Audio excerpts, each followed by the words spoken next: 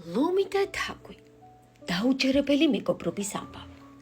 ლომს ტყეში ეძინა. უშიშარმა თაგვმა ტანზე გადაურბინა.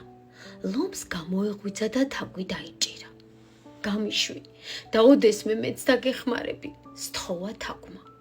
ლომმა გულიანად გადაიხარხარა და რა თქმა უნდა თაგვი არ გაუშვა. თათის ქვეშ გამოიმწყდია და ძილი განაგრძო. როცა ლომმა ხრინვა ამოუშვა, თაგვმა თავი გაითავისუფლა და ტყეში გაიქცა. გავიდა ხანი და მონადირებმა ლომი დაიჭირეს. თოკით ხეზე მიაბეს.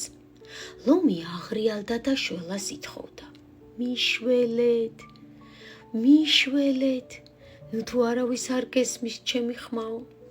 თაგვმა მისი ხმა გაიგონა და მიუხედავად ყველაფრისა, მის დასახმარებლად მიცუნცულდა, მაგრამ თოკი ძალიან მსხვილი იყო და ძალა არ იყო.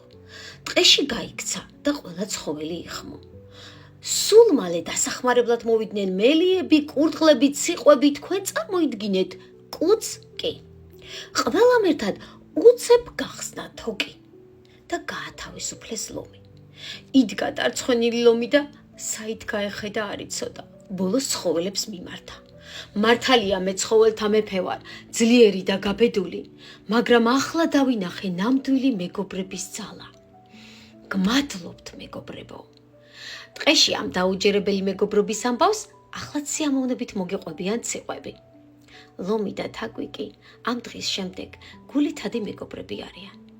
ეს არის ნამდვილი მეგობრობა.